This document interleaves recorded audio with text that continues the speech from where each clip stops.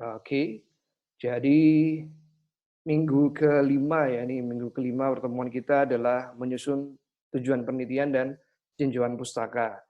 Jadi hanya dua hal penting ya, pokok pembahasan yang ingin saya sampaikan, yang ingin saya sampaikan kepada teman-teman mahasiswa sekalian, yaitu yang pertama adalah hal penting dalam penyusunan tinjauan pustaka, lalu kemudian hal penting dalam tujuan penelitian.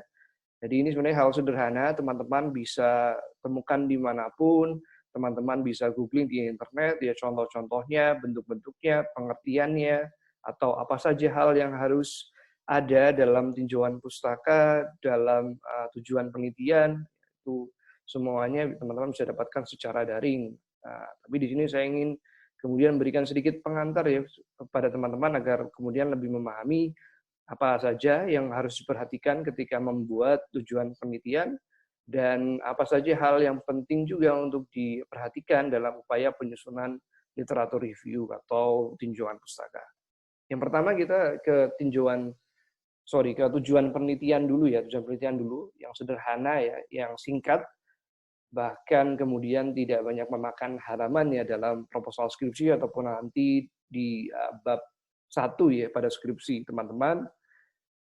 Oke, yang pertama adalah hal penting dalam penyusunan tujuan penelitian. Ya, ini adalah satu hal yang sangat esensial dalam menyusun tujuan penelitian, yaitu berisi informasi ya, teman-teman, berisi informasi dari maksud penelitian yang relevan dengan rumusan masalah. Ya, teman-teman sudah memiliki ya rumusan masalah dari proposal skripsi yang teman-teman akan ajukan, terlampir ya dalam tugas minggu lalu.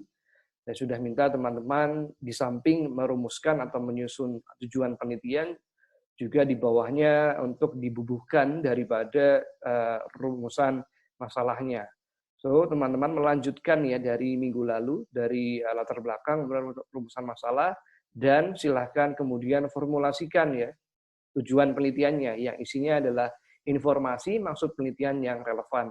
Jadi tujuan teman-teman untuk meneliti misal tentang masyarakat ekonomi ASEAN, ya teman-teman ingin mengetahui bagian yang mana, apakah faktor-faktor penyusunan di balik masyarakat ekonomi ASEAN atau kesiapan Indonesia dalam masyarakat ekonomi ASEAN atau perbandingan kerjasama ekonomi MEA ya dengan apa yang terjadi di Uni Eropa, ya jelaskan di bagian mana gitu ya teman-teman akan kemudian meneliti. Tujukan di situ maksud penelitiannya ya secara jelas, secara gamblang ya supaya nantinya ya seperti yang saya bilang juga di pertemuan sebelumnya, karena bukan hanya teman-teman yang membaca penelitian atau skripsi yang disusun, tapi ada orang lain juga yang membaca, jadi pastikan make it clean and clear ya, clear dengan baik, dengan jelas, supaya yang membaca nantinya juga dapat mengetahui tujuan dari penelitian teman-teman. Oke. Kemudian ya ini dalam teknik penulisannya ya, penulisannya ini ada dua gambaran, dua bentuk yang sebenarnya teman-teman bisa pilih ya, disusun dengan teknik penomoran ataupun berupa paragraf. Jadi boleh, ini yang jamak yang sering terjadi adalah dengan penomoran ya, jadi diawali dengan kalimat penelitian ini atau skripsi ini disusun dengan tujuan titik dua, lalu kemudian diberikan nomor ya 1, 2, 3 gitu, itu sangat jamak, sangat sering terjadi dalam proses penulisan proposal skripsi ataupun skripsi gitu. Jadi boleh dengan penomoran ya, jadi 1, 2, 3 jelaskan berdasarkan poin-poin ya, poin-poin terkait dengan tujuan penelitian teman-teman sekalian.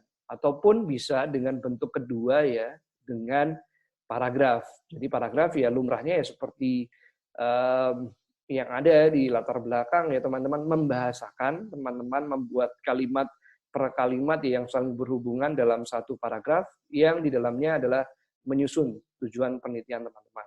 Jadi itu pastikan teman-teman untuk memilih ya, boleh dengan paragraf atau boleh dengan teknik penomoran ya, teknik dot point, poin 1, 2, 3 dan seterusnya.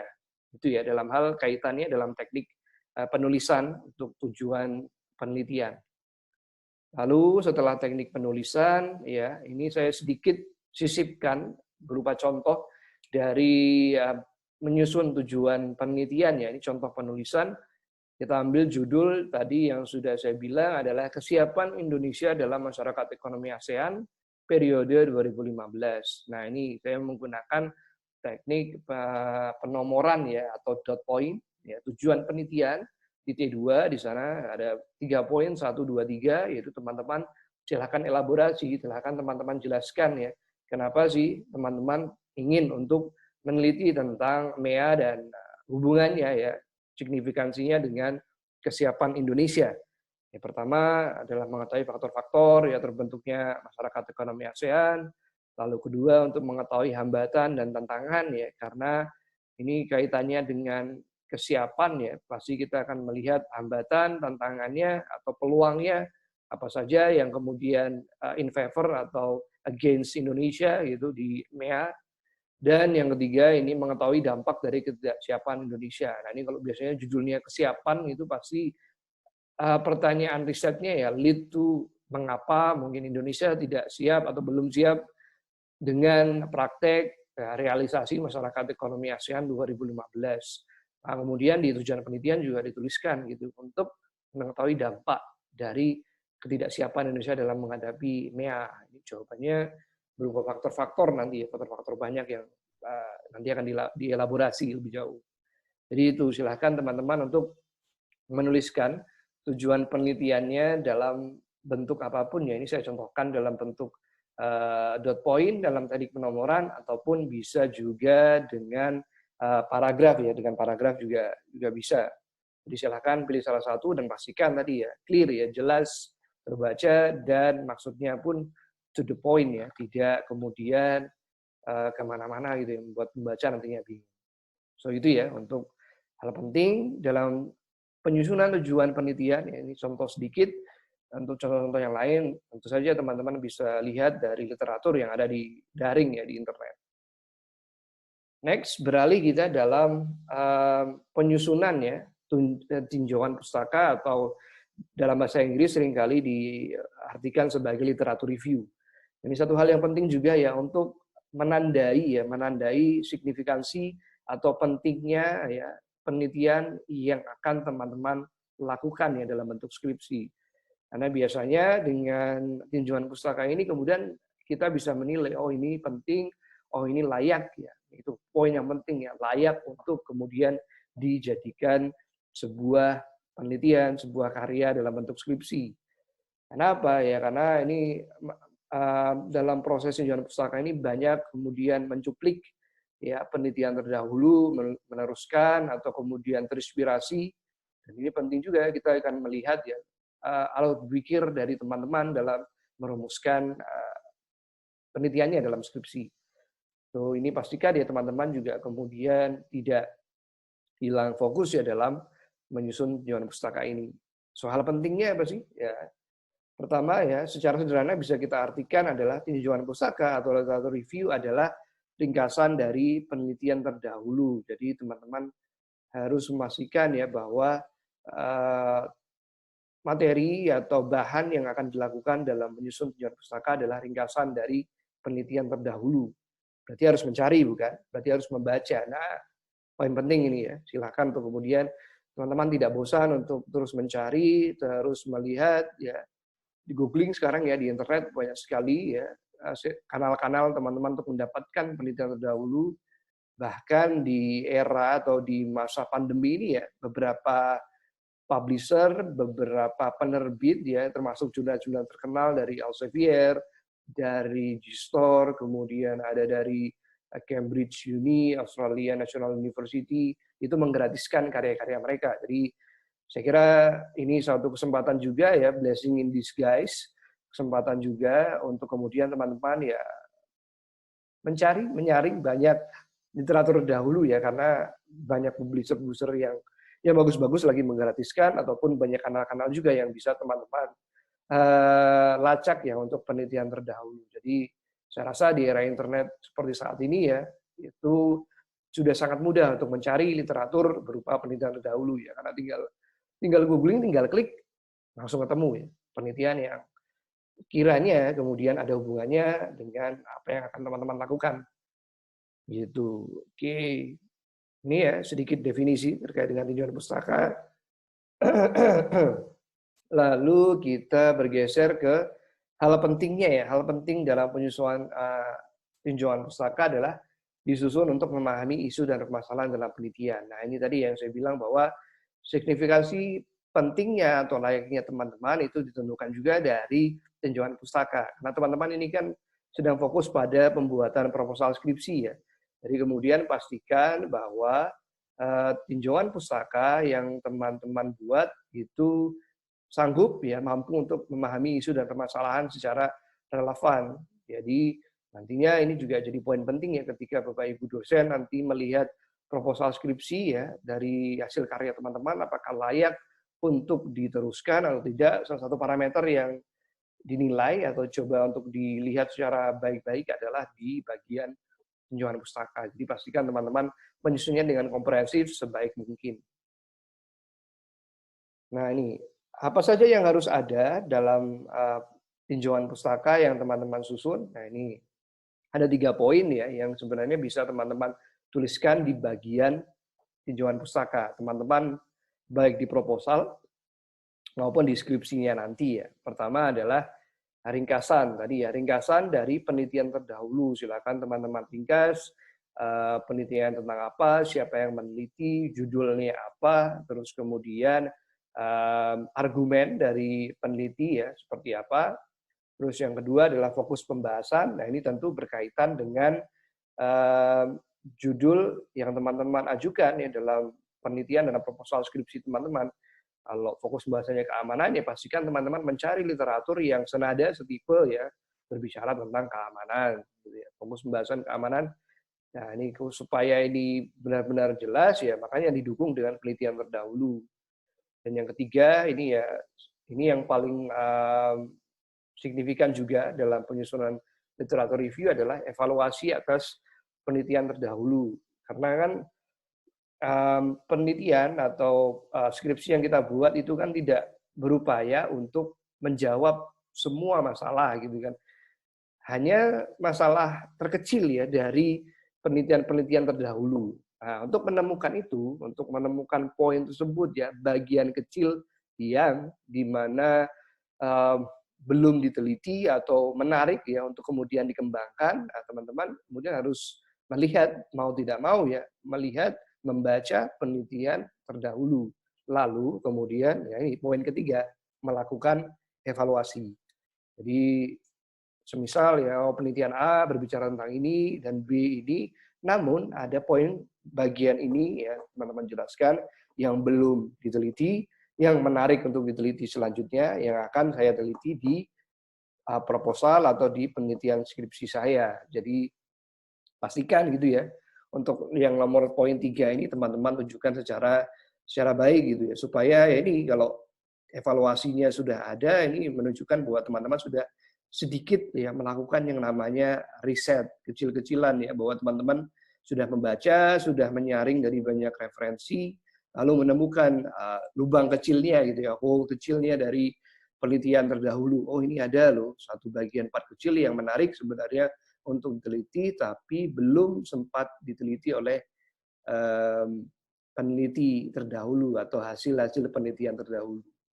Jadi itu ya teman-teman ya, 3 poin ya yang kemudian bisa jadi isi ya, konten dari tinjauan pustaka, dari literatur review yang teman-teman susun sedemikian rupa. Ya, pastikan ada 3 ini ya, ada ringkasannya, ada fokus pembahasannya, dan ada evaluasi atas penelitian terdahulu.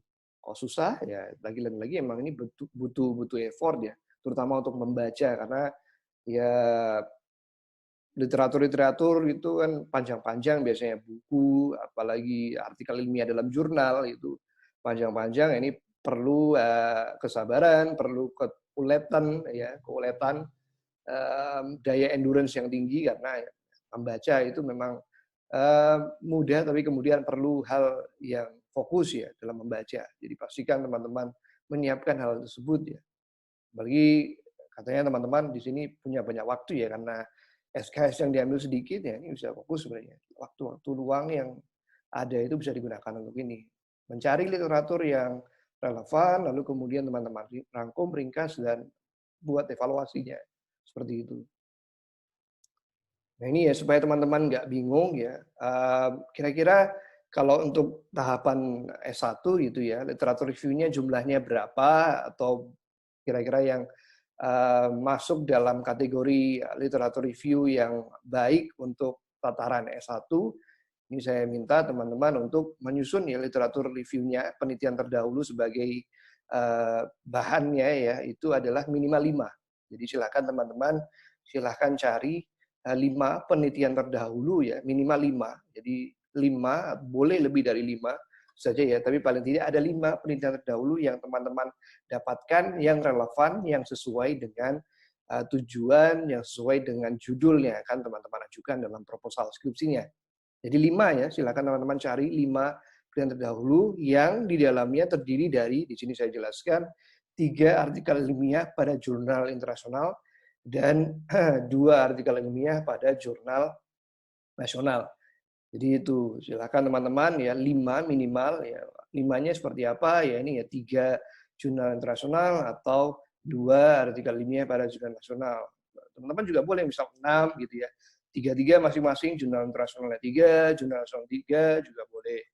Jadi paling tidak ada 5 ya teman-teman ya. Nanti setelah ini kan giliran teman-teman untuk menyusun. Jadi silahkan cari sebanyak-banyaknya, tapi untuk minimal standar S1 ya di literatur review-nya adalah 5 penelitian terdahulu. Jadi pastikan teman-teman mencari minimal 5 dengan terdiri dari 3 artikel ilmiah di jurnal internasional dan 2 artikel ilmiah pada jurnal nasional.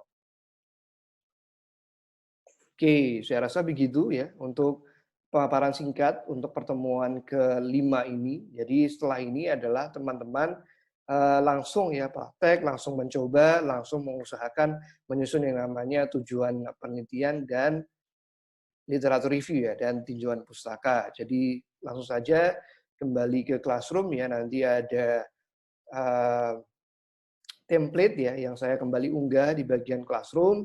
Silakan teman-teman mengikutinya dan pastikan ya lagi dan lagi adalah bahwa ini ya ke depannya ya maju mundurnya itu tergantung daripada teman-teman karena ini masih saya lihat belum semua ya yang kemudian melampirkan progresnya. Untuk teman-teman yang sudah melampirkan progresnya sampai sejauh ini ya silakan terus tetap semangat ya saya apresiasi. Yang belum ya tentu saja ya ini semacam reminder bagi teman-teman ya bahwa di seminar HI ini maju mundurnya uh, progres teman-teman itu berdasarkan pada teman-teman sendiri gitu ya.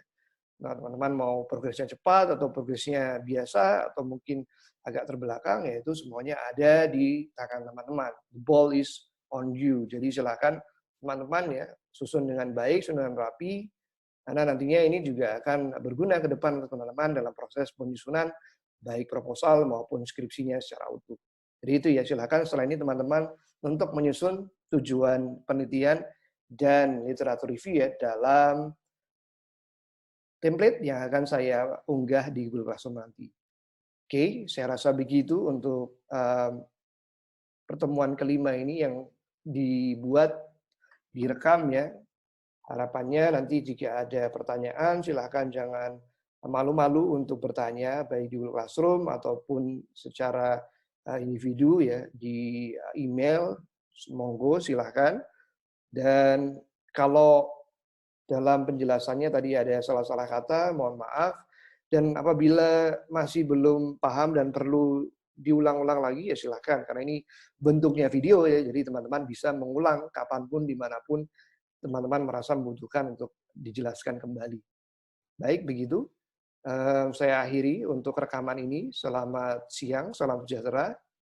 Tetap sehat selalu, teman-teman ya, dimanapun berada. Wassalamualaikum warahmatullahi wabarakatuh.